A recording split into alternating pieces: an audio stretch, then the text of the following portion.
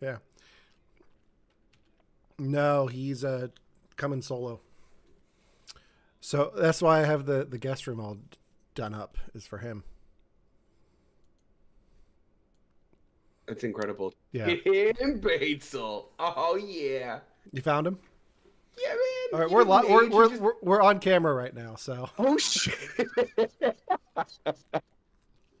Are we? Are you just seeing pizza on camera?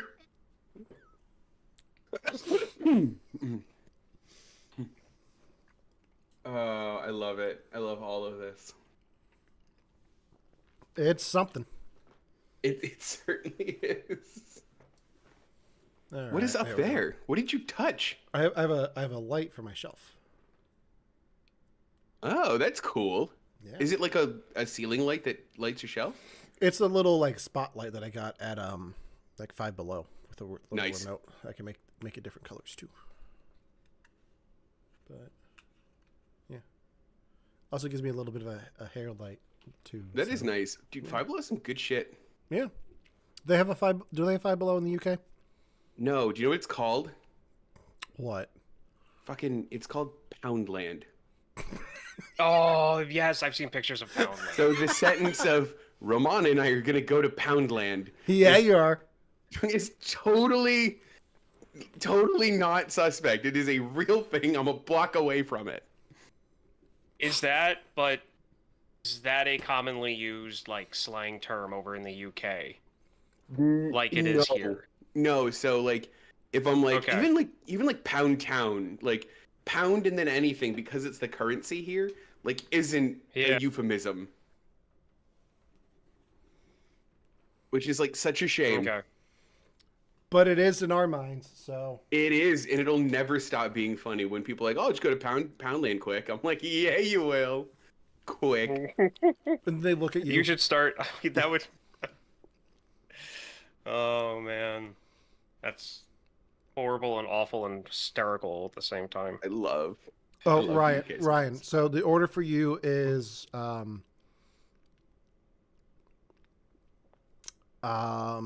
Channing Tatum and then the priest one. I cut the Christmas one because I don't want to talk about Christmas.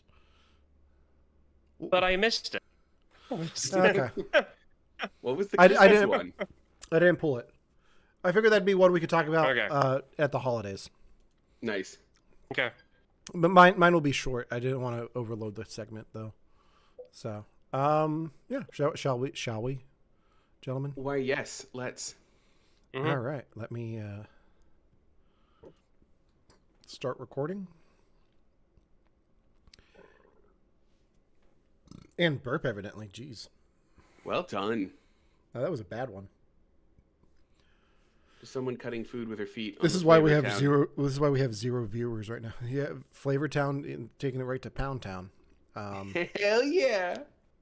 Hey everybody, welcome. You have to watch this podcast. I'm Alan, I'm Ryan, and I'm Devin. And welcome back, Ryan.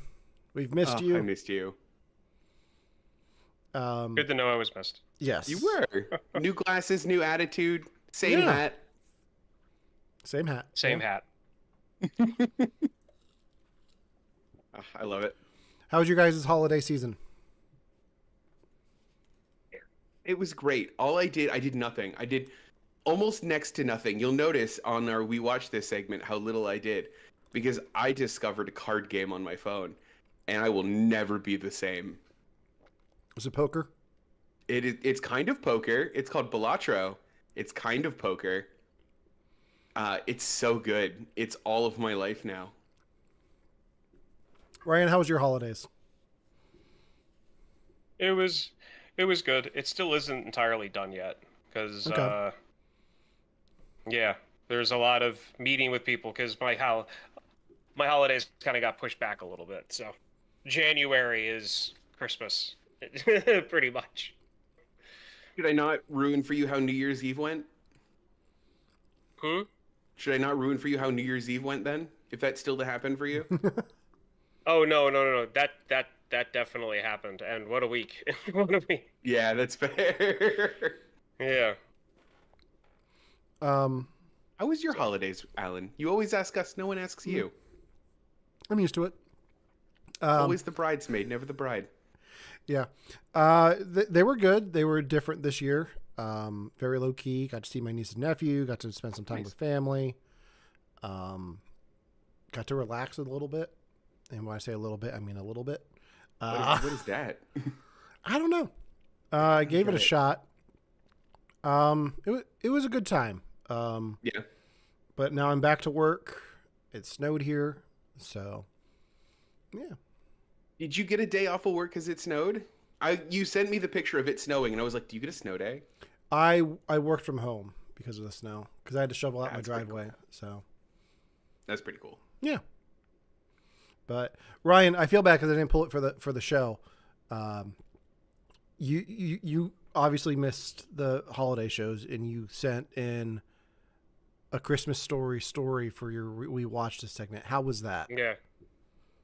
It was really it was better than I was expecting. Okay. Yeah, I mean, I kind of want to make you guys watch it next year. Okay. You know what I mean? Yeah, I think that's So- part of the reason I was like, let's not talk about this too much, but because I feel like that's a You good know, one to make us I highly watch. recommend it. Okay. Mhm. If you're new to You Have to Watch This podcast, each week we make each other watch movies one of us has never seen before. This week it was Ryan's pick, and he picked the 1997 film The Peacemaker, starring John Cena, George Clooney, and Nicole Kidman. What? John Cena's there, you just can't see him. Oh, it took. I was like, how did I miss John Cena in his movie? Damn it, Alan. Because he's Peacemaker. We had a couple of weeks off, and Yeah. he is Peacemaker though. Yeah. Before we get into that, though, we like to do a segment we call We Watch This, where we talk about different things we've watched in pop culture over the last few weeks. Get caught up on things that we probably wouldn't get a chance to talk about too much on the show. I'm going to start us off. I watched a movie that is getting some awards buzz. I watched the film Night Bitch with Amy Adams on Hulu. Heard about this. Devin, I'm curious. What have you heard about this? Not good stuff. I mean, I didn't know it was getting awards buzz. I think the only definite sentence I've heard from it is someone went, "Amy Adams deserves better than Night Bitch," and that's all I've heard. I don't even know what the plot is. I just know that sentence exists in the world, and I read it. Okay. Ryan, have you heard of this? I have. I have a similar experience to Devin's. I read a little blurb talking about how these are the movies that Amy Adams has to do to get her name recognition back after she did that Hillbilly movie. So Oh no! we'll see. The one written by your vice president. Yeah. Wait, what? Yeah. Hillbilly Elegy was a book written by your future vice president, J.D. Vance, and she was in the movie adaptation. Okay. Yeah. It was about his upbringing. Okay. Yeah. Supposedly. Well, I think she's the best part of this movie. Is it not a good movie? It's fine. It's uneven. So the premise is Amy Adams is a mother with a young child, and her husband's away a lot for work, and she's struggling and starts to turn into a dog. What? Yeah. It's bizarre. There's a whole allegory there for motherhood and Oh, okay. I'm not doing it justice. I don't know if the film does it justice, but it was an interesting film. One of the things that put this on my radar is a musical artist that all three of us know and love. The soundtrack features "Dare to Be Stupid" by Weird Al Yankovic. No, it doesn't. It does. That's incredible. Yeah. So I feel like that's a sound person decision. no, Giving your own opinion on no, the movie. no. Amy Adams is singing it in the car to her kid at one point. Oh, okay. If you look on Weird Al's socials, you can find the clip because he was advertising it. But yeah, that kind of put it higher on my radar. It's oh, it's on Hulu. I'll watch it. That's incredible. It's interesting. I don't know if I'm going to make you guys watch it on the show, but yeah. Is this kind of in your lead up to the Oscars? This is one of the ones that. I know it was nominated for Golden Globes. It's on the list of things I need to watch. So I got this Okay. one out of the way. Very So nice, if this is the very first thing I watch and this is the worst thing, I'm happy with that. So. Can I pivot quick because I don't have a Yes. we watch this? Yeah. Speaking of Weird Al, over the holiday season, I met somebody that can recite all 11 minutes of Weird Al's Trapped in the Drive-Thru, and I feel like that's just a modern version of my being able to recite Albuquerque, and I was so happy. Did you have them do it? They did it in front of me. It was incredible. And did you respond with Albuquerque? I responded with some of it, and they went, "We don't know this," and I went, "All right." Oh, that's impressive. Yeah, I was very impressed. Yeah. Tell Prince which one is it? Tell Prince William I said hi. I'm assuming that's who it was. It was, yeah. I'm glad it was that one. He didn't go for Andrew. Really happy he didn't go for Andrew. Thank you. Me too. Ryan, you watched the film Blink Twice. Tell us a little bit about that. Surprisingly good. Surprisingly really, really good. So I know Channing Tatum as more of a comedic actor because of 21 Jump Street and 22 Jump Street. And I really like those movies, and I find him humor-wise to be really good because he was also in that movie with Sandra Bullock a few years ago, and he was hysterical in that as well. So to see him in a movie playing like a villain, and not just any type of villain, but like a sadistic villain, it really, really well. Like, this guy has better acting chops than people are really giving him credit for. The premise is heavy, but the way it's done is just like, I don't have anything bad to say about it. And if you like suspense, you like thrillers, I don't know if I would consider this in the horror category, but I think some people definitely would. This is great. I mean, if you really want to see what Channing Tatum could do, or like where he is when it comes to his like abilities, this is something that I would recommend people to watch to like see where that's heading. So what you're saying is, when it comes to him being a villain, he about to make a name for himself. Alan. He's back, everyone. Yeah. Yeah. So what I do know guess. about, I haven't seen this yet, but I do know this is directed by Zoe Kravitz. Mhm. And I'm interested in this one. So Yeah, this is definitely on the list for me to show you guys, but I didn't want to. I wanted to knock off one of the movies from my Da Bomb list, and I'll explain that for any new listeners about what that is. yeah. So, but Blink Twice will be happening soon for Cool. us. Good. So. I'm All right. excited. I also watched the final season of Marvel's What If on Disney Plus over the week of the holidays. That's one of the things that I did. Is it all out? It's all out. Yeah, they released one episode a day for a week or so. Neat. So, yeah, none of you asked the internet. Like, the internet did not like it. I thought it was fun. I'm sad that they're ending the show because I feel like they could keep going. But animation's expensive. Voice actors are expensive, especially when you get like the talent from the Marvel movies to come in and do a voice for a thing. There were some fun episodes.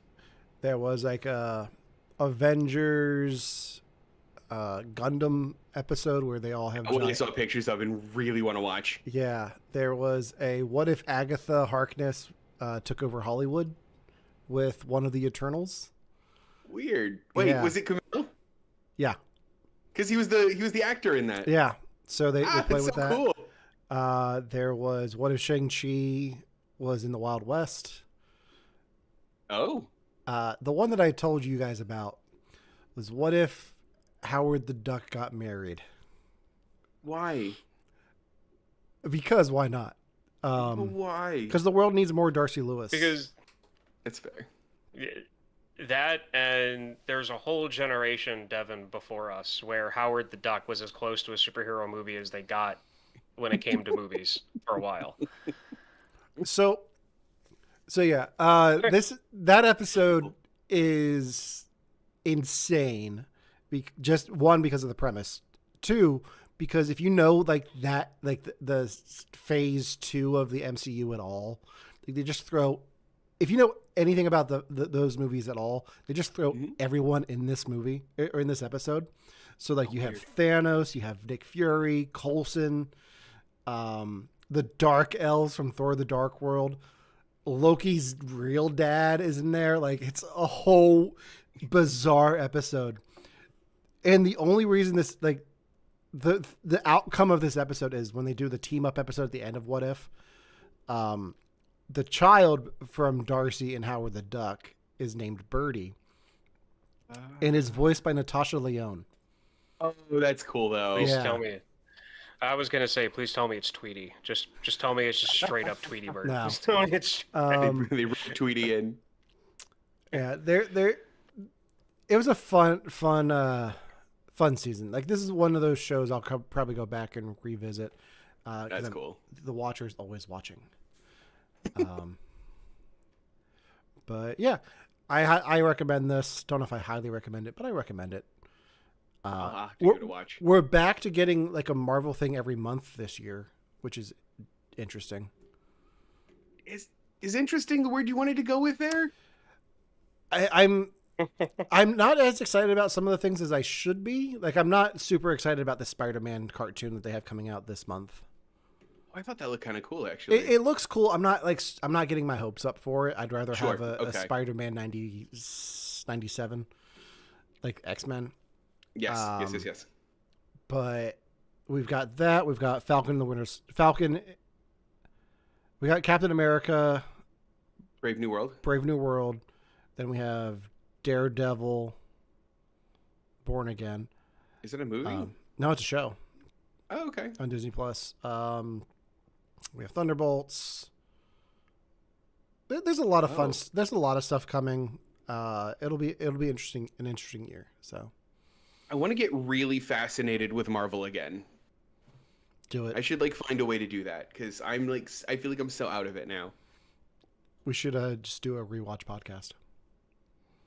That would be cool. Yeah. What are we rewatching? All of it. Jeez, we don't have enough hours in the day, Ryan. Or Alan. I'm Alan. And then Ryan, who's also I'm joining in. We could do an offshoot like we did with Game of Thrones. Oh, we could do that actually. A lead up to Secret Wars. When does Secret Wars come out? Like 2 years from now. It'll take us that long. Yeah. So should we start at the very beginning? Like, what's the beginning? This is important to me. There's a right and wrong answer to this. The Bill Baxby Incredible Hulk. Thank you. All right, good. Now we're all right. Ryan, what else did you watch? Okay. I'm always forgetting this word, for crying out loud, because it's not common. Verisimilitude. Conclave? The next movie that Conclave, thank you. I'm always forgetting that word, always. So I don't know the actor's name. Voldemort, the guy from the menu. I really like him as an actor. Ralph Fiennes. Incredible. Thank you. Everything I've seen him in recently has been giving me more and more incentive to watch The English Patient, because I know that he's in that when he's younger, and I've never cared about that movie at all, but I recently found out that he's the guy in it, so I find myself every time I see one of his movies going, maybe I should watch The English Patient. I'm like, no, I'm not watching that movie. But anyway, so the trailers for this movie make it look like a thriller. Peacock has it listed as a thriller. The first hour is a thriller, or a build-up to be a thriller. It's a drama that's a little bit tense. The movie opens with them discovering that the Pope has passed away, and it's all of the cardinals coming together to do the conclave to like pick the next pope. And it's pretty much a political drama of like all of the stuff that happens during that like process. How, like there's one cardinal that's supposed to like lead it, even though he's also a voting member and he can't like, do anything to like influence what's about to happen. And they do a bunch of things that are what I see as realistic situations that could pop up during that. And at the same time, there's stuff going on outside of the Vatican that is very concerning that the cardinals have to be like sequestered from because they have to pick a new pope, and it's their tradition to like that's how they do this. Someone who was raised Catholic and had a dad who was very, very, very much Catholic, I completely endorse this movie. I think as many people should watch it as possible. It has a very distinct, very real message that I feel that everyone should kind of get. And then for people who were raised Catholic, there's like 3 or 4 like conversations or statements made in this movie along the lines of speeches that are really good. That it's a really good drama. And it's got a ton of people in it, and I can't recommend it enough. Just the same way for Blink Twice. So, I mean, top 3 actors in this are Ralph Fiennes, Stanley Tucci, and John Lithgow. So. Wow, not Eric, Freddie, Ryan Fernandez, and Gordon Gracefo? No, sorry. Ryan, that was a joke for you. Those were St. Louis Cardinals. Yeah, I didn't get it. What year? This one. Those are the top 3 active pitchers. Say those again. Eric Fetty, Ryan Fernandez. Okay. Am I pronouncing his name wrong? You're probably pronouncing the names wrong, and those aren't starters. They're probably the bullpen guys. I don't care about the bullpen guys. I don't care about the bullpen. How about Alex Burleson? That's better. There you go. There you go. We did it. We got there.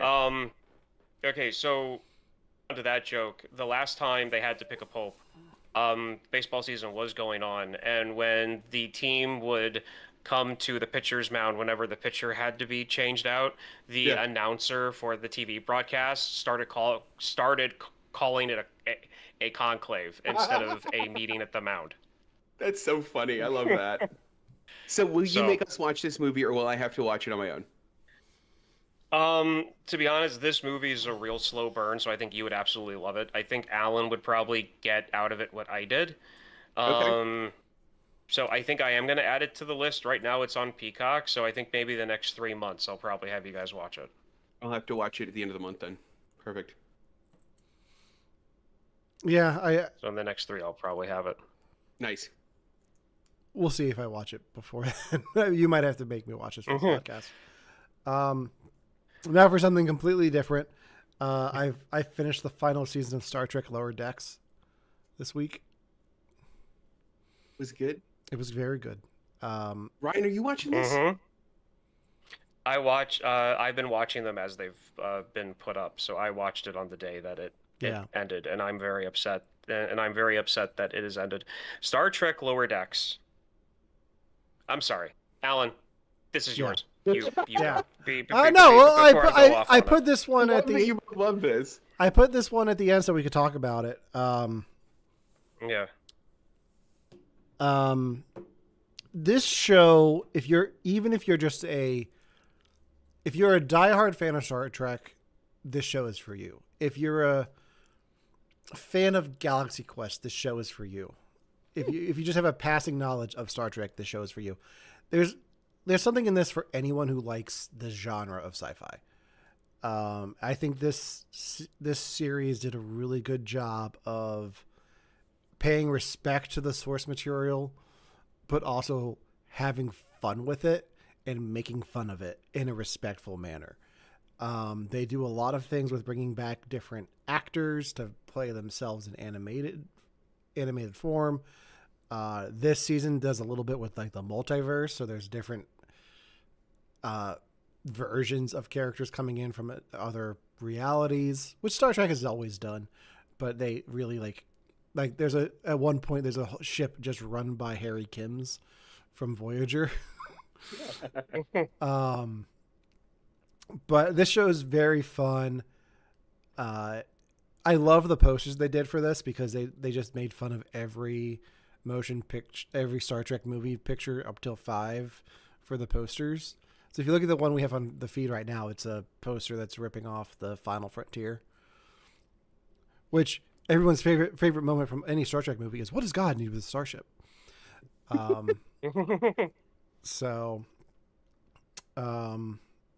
Oh, that's so funny. I just saw the posters. Ryan, what did you think of Star Trek Lower Decks? The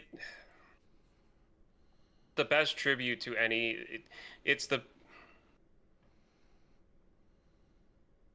There hasn't been another line of shows taken in the same universe that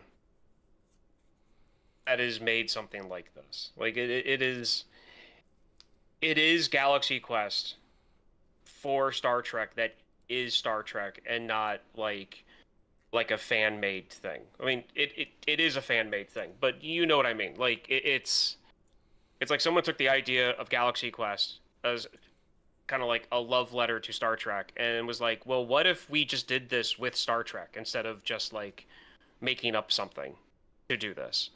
And even the characters in it are I don't know. I'm very upset that they had stopped it. I feel that the showrunners did the best they could with the time they had to wrap up the show.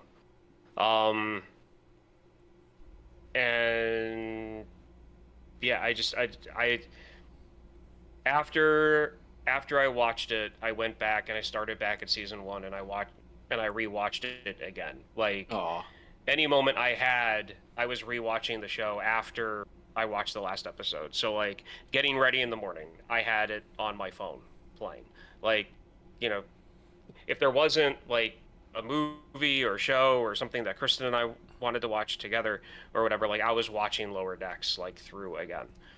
So this is one of the ones that shows up all the time on the live channels on Paramount Plus. So like I'll just watch random episodes that they have playing on there when they're on. Because that's my thing now is like I don't put on apps to watch a show and binge it.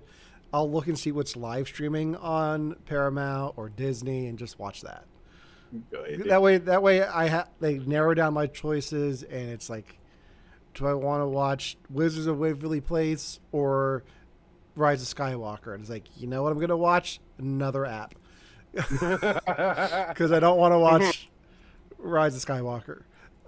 Disney doesn't do that here. I didn't know it did that. Yeah, they've started doing that. They check again. They might now. It's a new thing that they do on. They call it never-ending playlists. That's pretty neat. Yeah. But yeah, Devin, have you had any experience with Lower Decks? Never, but this is the one Star Trek property I would absolutely watch. My pedigree with Star Trek is one time I won at Star Trek Trivial Pursuit. Ooh. And I am on record as having liked some of the Star Trek movies on this podcast. Yes. And I also was one of the 3 people on Earth that read the Star Trek Nemesis book and then went to go see the movie because for some reason I was that excited about it. Yeah, it was you. And it was me. It was you and Tom Hardy's agent. That's who was excited for. It wasn't Tom Hardy. If we're going to talk about Star Trek pedigree, Star Trek achievements, let me tell you about my new friend that I met last year. Oh my gosh, you had such a cool thing. Yeah. Ryan, if you had to pick one episode of Lower Decks for Devin to watch, which episode would you have him watch? The Moopsie episode. Moopsie? The Moopsie episode. Moopsie. I was going to go Badgie.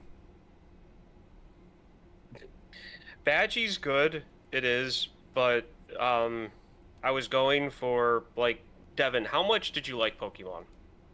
I mean, I got to the point where like I forgot how animals worked. I just assumed they worked like Pokemon.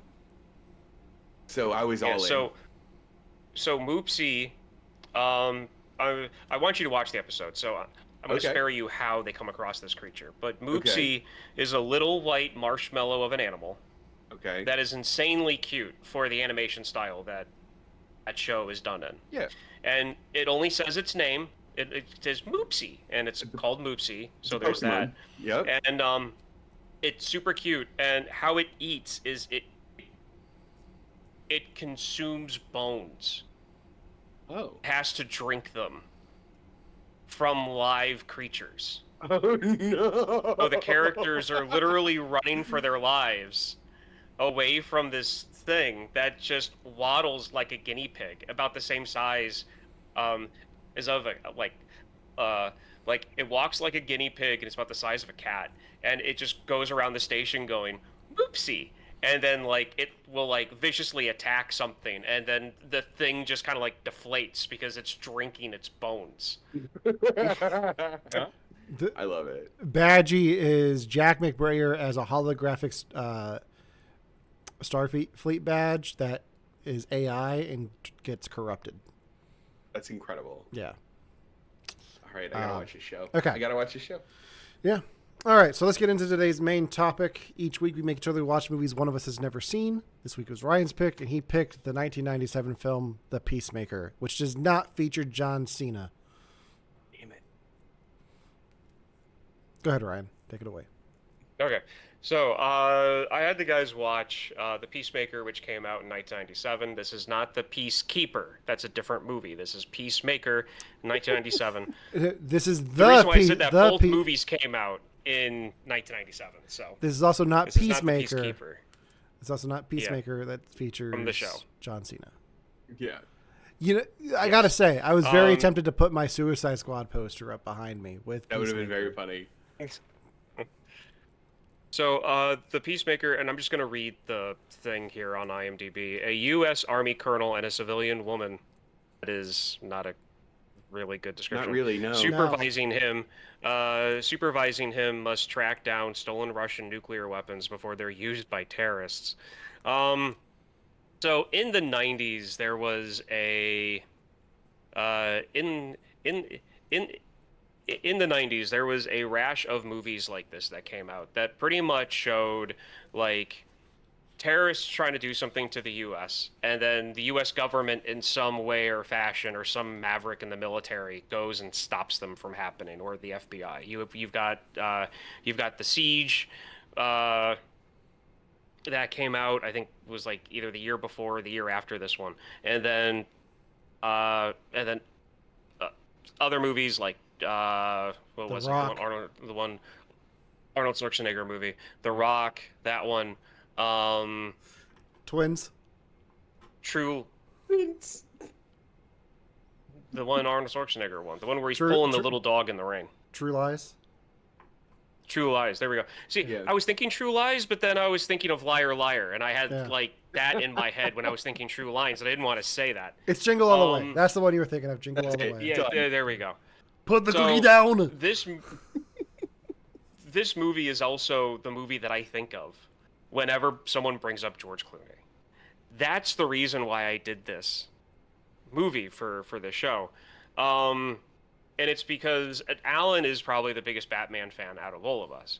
So I assume that whenever someone brings up George Clooney, Alan thinks of Batman and Robin. Would that be wrong? Not my go-to with George Clooney, actually. No? Oh, okay. Yeah. Well, Yeah. I was assuming It's- based on your it's Batman high up fandom, there. So I mean, Yeah. Okay. you walk into my place and there's just a giant Ocean's 11 poster. So, true. There's also that. yeah.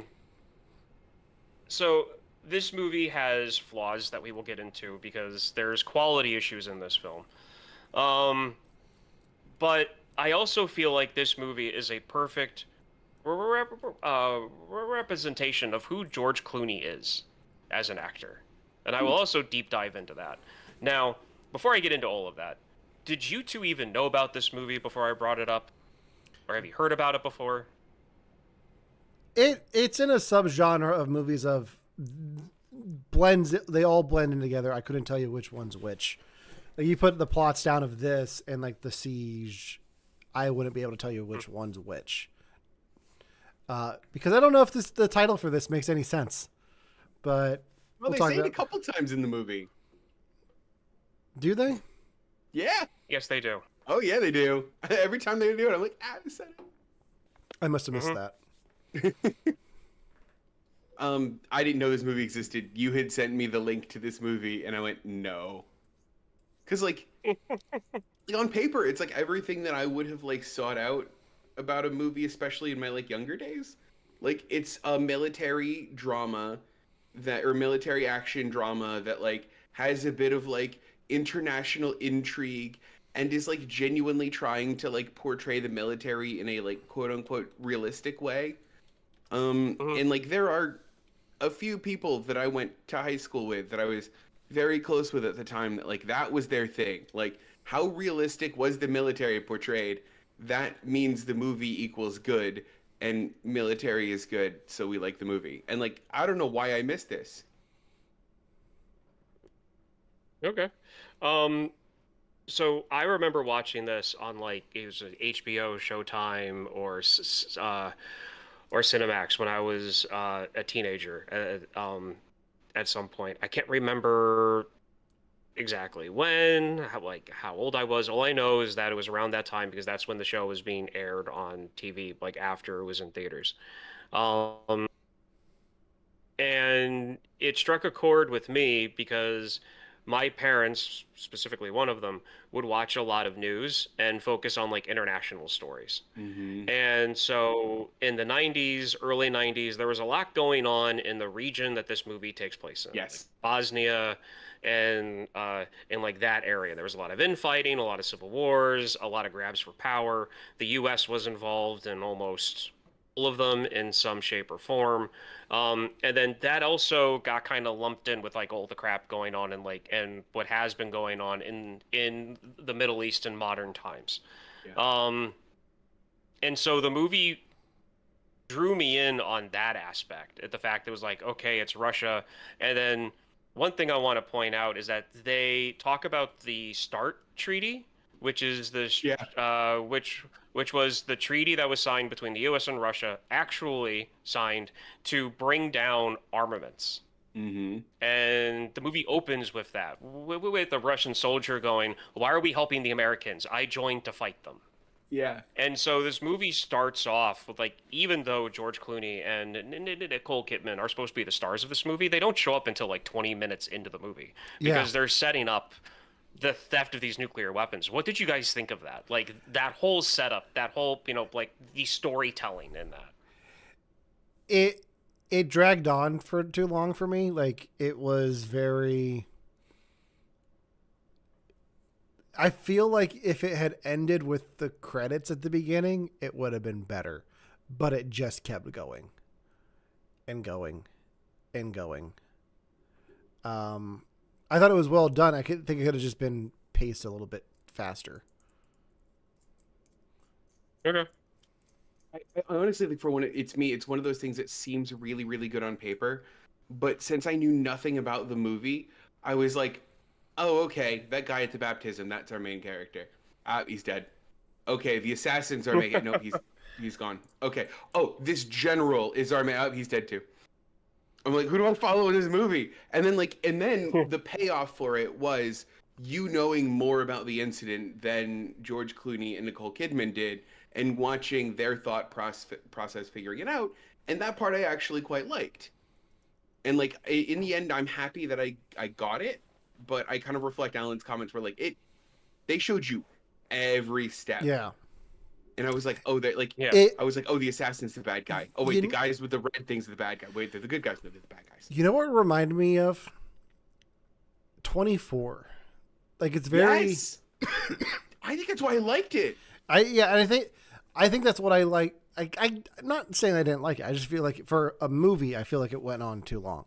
But I feel like like it does the thing where it's showing you thing piece by piece what happens, so that you do go in to knowing what the main characters don't, and you get to see them put the pieces together and see Batman be Batman. But yeah, like I think that's what it was, like, because on 24 they would do that too, where you get to see like every season would open up with like the terrorists getting set up with the nukes or the virus or the heroin or putting a cougar in the woods for his daughter to be chased by. But it was very reminiscent of that, and I think then you get like George Clooney's character, which kind of is like a Jack Bauer-esque type situation here. So yeah. Okay. I can see that. I will admit that when it comes to my tastes in like military / political like action movies, dramas, and thrillers, a lot of my normal likes and tastes get thrown out the window. And normally long burns irritate me. But in stuff like this, it doesn't. I don't know if it's the military aspect of it, if it's the, like the callback to like the Cold War aspect to it, that it kind of like throws those other, like my normal quirks out, is out the window. The one thing I did realize watching this scene is how much the propaganda between what was shown on the screen to like the toys I used to play with go hand in hand. So like and I'll explain that, in the nuke theft, the people stealing the nukes from this transport train are wearing like grayish blue like jumpsuits, and they have like the red lighted night vision things, which I honestly, that's one of my favorite shots in a movie, is them all huddled like frogs on the floor, and they all flip their night vision goggles on at the same time, and all you get are the red lights looking at the camera. It's one of my favorite shots of in movies from when I was younger. But they were all dressed a certain way. Like they all had that gray bluish, like the jumpsuits, their helmets, the goggles, the weapons they were using. And then I think back to the micro machines that I used to play with as a kid. And you had the good guys that always had like, the good guy toys that always had like the US on like flag, or they had, like other NATO countries like flags on the tanks and like on the planes on like the little wings. And then you had the bad guys that were just symbolized with red stars and were gray and black. And I could have sworn they modeled the guys on the train stealing the nukes on the little soldiers from the micro machines that I used to play with. And it's like, I think that may be some type of brainwashing there going on when it comes to that.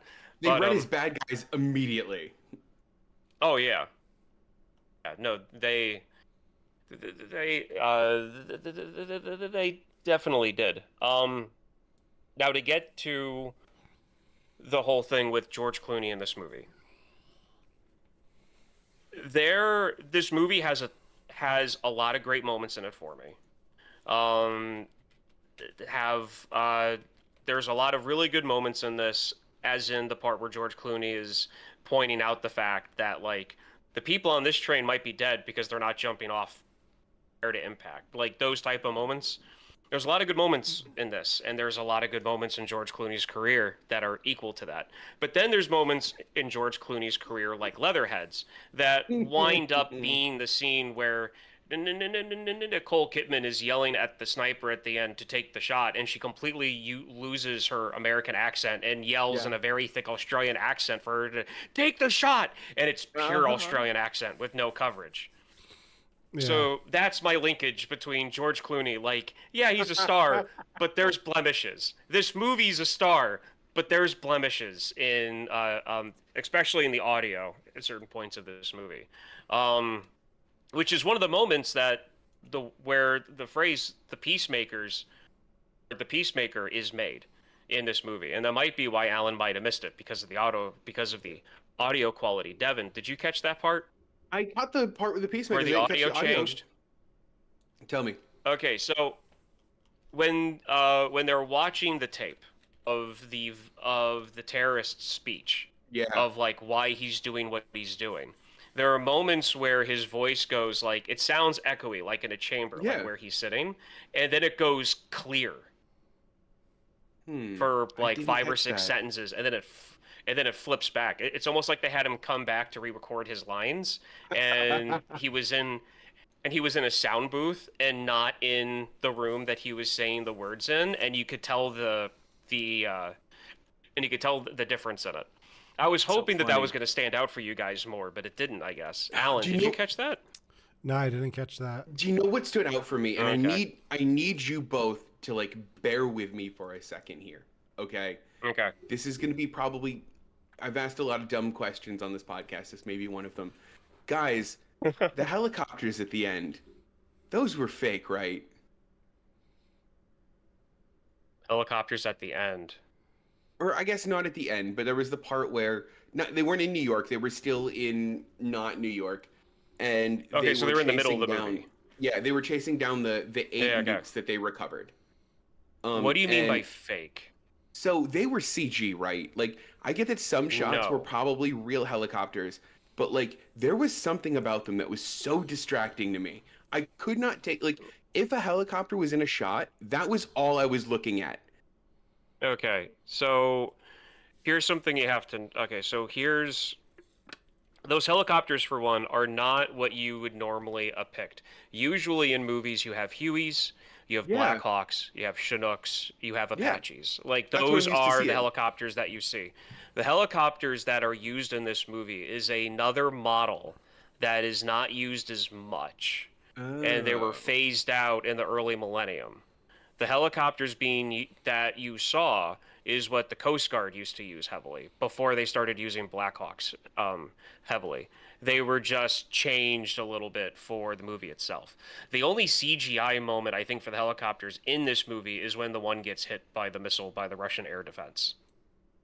That's the Okay. only CGI moment for the helicopter. Other than that, they are all like legit. Also, the camo isn't really what you would normally see either. Okay. It's more fitting for that region. That might has to be it because that might have been it because I think it was something about like the color of them or like how they looked. Where Yes. they were just so distracting to me, and the whole time I'm like I was impressed if they were CG because it was really good for what was 97, or I was like angry at the real helicopters for being different enough to distract me.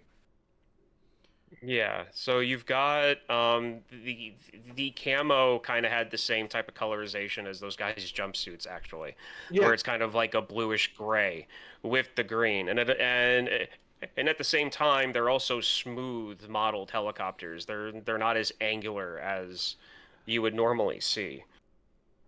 Okay, it's the smoothness I think and the paint job. It's both of those. That's what did it for me.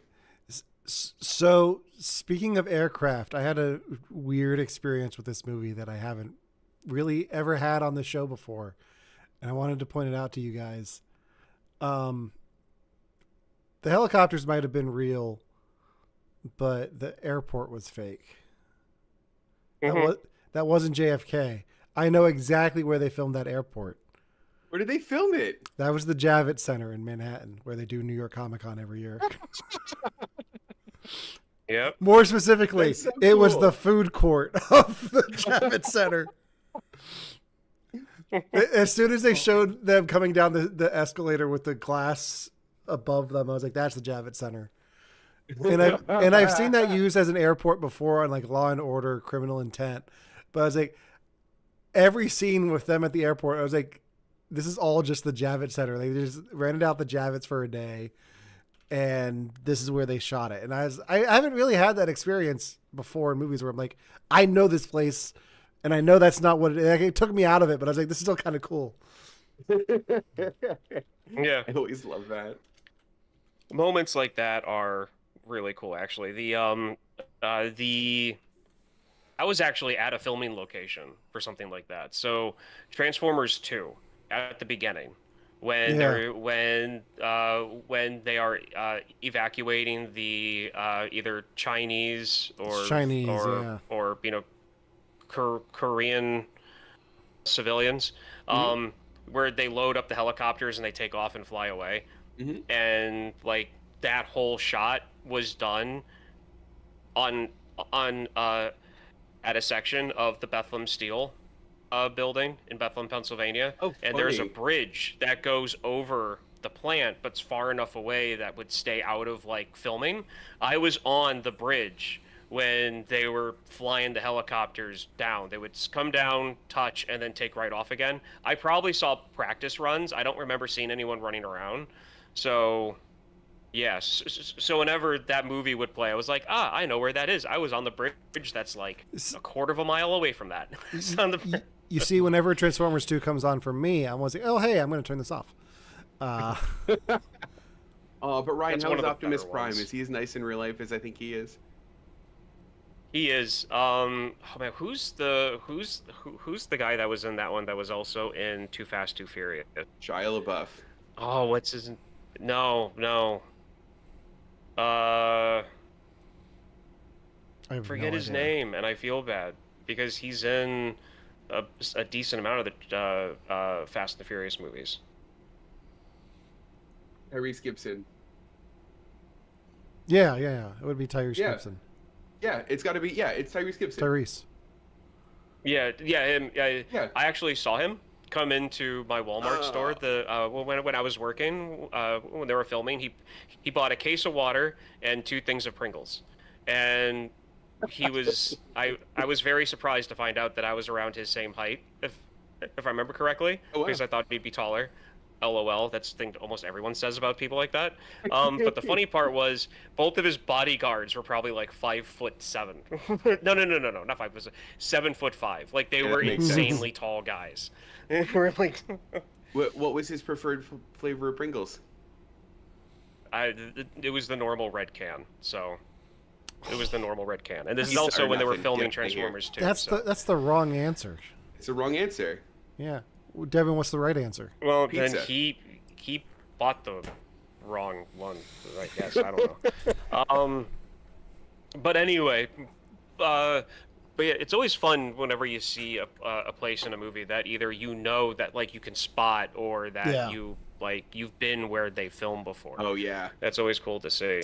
So the other thing Um, the other thing that kind of took me out of this whole thing was like I'm watching this and I'm like, this is 1997. You guys know what else came out in 1997? No. Batman and Robin. Oh. And if you can't tell from my background, Nicole Kidman was in Batman Forever. Yeah. So there's a world where they both like they're on set talking about their experience working on Batman, and like I really want to know if they talked about it because she had an experience on Batman Forever. She's not in Batman and Robin, but she played the love interest. The love interest never carries over. And then he either is just about to or just finished filming Batman and Robin before this, because these came out about 2 months apart. Batman and Robin came out June 20th. This came out August or September 28th. So they're about 3 months apart. So there's like production wise, they're very close time wise. mhm. So I hope they did talk about it. Well, I know that they're from what I was reading prior, and I was going to bring up this at the end, but I'll just bring it up now. They were friends, Oh. and so like apparently George Clooney does pranks on set to people. He didn't do it to Nicole Kidman because I guess because of their friendship level, like he just would not prank her on set. But yeah, so I would not be surprised if it came up at one point or another. I like that. One thing I wanted to ask you, guys is since we're all millennials, we were all born. Well, we weren't all born. I can't say that. I mean, we were all born, but I was going to say we're all born in the 80s. We weren't all born in the 80s. I was the only one. No, Devin was born in the. We're only what, like 6 years apart at the most. Oh, I guess you weren't. Yeah. Yeah. Yeah, something like that. Yeah.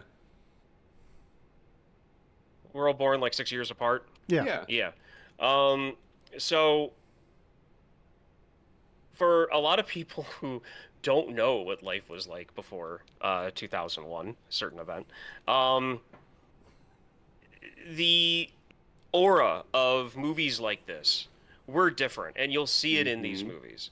Yeah. Because whenever they depict anything happening, it's you always have like the CIA and the FBI working together, and like the local police department working, like smoothly. And then 2001 happened, and then it came out that these organizations didn't, never talk to each other at all, unless they were like physically forced to by someone else. That's something you see in a lot of these movies, with the exception of The Siege. It's why I like that one the most. It's actually more realistic to how things were in the 90s when it came to those organizations. But it's something that in this movie and in others, you've got a woman who you have Nicole Kidman, who's in charge of like the nuclear smuggling task force, working hand in hand with someone from the U.S. Army, then working with the FBI and the NYPD seamlessly.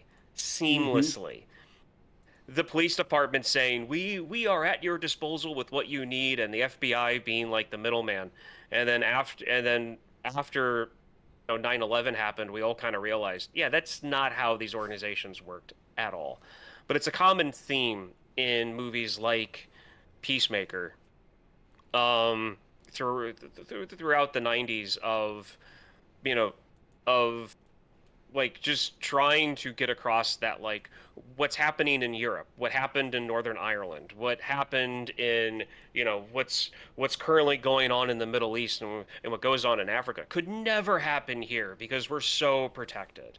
And then that veil dropped, and then that's why you see movies that are supposed to be like political dramas, military dramas, and thrillers shift tone dramatically. As that happened, because a lot of stuff came to light, and they couldn't do a movie like Peacemaker after 9/11 because people would laugh at it, because no, that's not how this works. Oh, it's exactly right. And to be fair, it was actually kind of nostalgic for me, like watching this movie with this kind of a tone, because like I said, I had a couple of friends around the time around like high school, that like they were never a part of the military. They had aspirations to be a part of the military, but this is how they knew that it worked. They knew that everybody was respectful to each other. They knew that departments worked seamlessly with each other, and you could not tell them otherwise, because they're all in the military, part of this grand tradition. And it's just like, not, I'm going to say not like fetishization, but like almost at that level where like being in the military and being a professional protecting somebody didn't have that like veneer of realism or cynicism that we gained after 9/11. Like, they're just a bunch of action heroes that all are respectful and work well with each other. And sure, George Clooney's a little rough around the edges, but that's his character.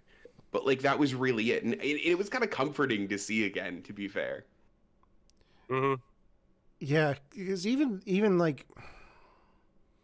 pre 9/11, like 24 came out in 2001 and was being made before 9/11. So like the first season, Jack Bauer is pretty much like George Clooney in this. Yeah, but then as the show goes on, he becomes more and more of a wild card, and more like that you see the progression that you're talking about in that show. So, I mean, that show, like, I think better than most, directly responds to September 11th. Yeah. And like, you see it in the plot, in the tone, in the characterization of like, what is a good guy and what is a good guy able and willing to do. Yeah. And that's really interesting to me. Yeah, and then and that's, I mean, I never watched 24, but I know enough people who have, like you two, and I also know people outside of the show who have watched it. So I get it.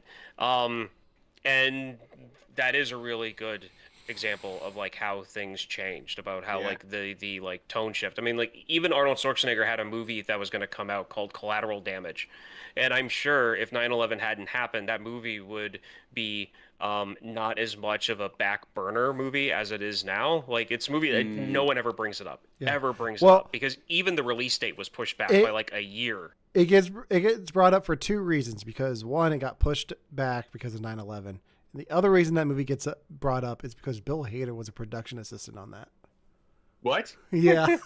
That's incredible. Yeah. He tells the story on like Conan about working with Schwarzenegger. That's so cool. We've got to wrap this up here. Anything final thoughts on the Peacemaker?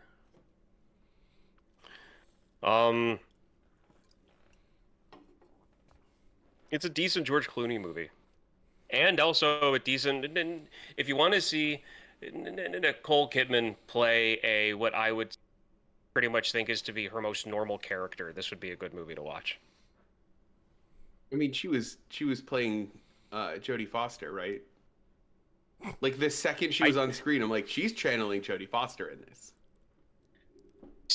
I wouldn't be surprised. I would not be surprised. Yeah. Is it just me, or do they try to make Nicole Kidman look unattractive in this? Like, is that what they were trying to go for? And there's like a couple scenes where they're like, will tousle her hair, like in an unattractive, and like it doesn't work. Yeah. I think they were trying to go for more of like, well, she has this high stress job. Her hair's not always going to be perfect. Sure. I think they were going for that. Besides, I think you can't make. Personally, I wouldn't make that statement about this movie since they open it and close it with her swimming. That's, you know what? Yeah. And they do long shots of her swimming. Yeah. Totally fair. Well, it's a long leap from this. Oh, that's the wrong one. Yep, it is a long leap from that. I genuinely forgot I had the Jim I'm Carrey so one. happy. I thought that was a bit. You pulled that. I wanted to do that bit and I forgot about it, and then yeah, that's it for the Peacemaker. Devin, next week is your pick. What are you gonna have us watch? Alan. Yeah. Alan. Can I ask you something? What? It's our birthday month. Yes, it is. Can I just break format for like just this once? Can Ryan, what do you think? Can we do it? That's Can we fine. break format. Okay. Are you okay? I'm fine with I don't know it. if you guys know this, because there's been a very certain movie marathon playing almost nonstop over the entire Christmas holiday season over here. And I keep catching the third one, which is most people's favorite and my least favorite.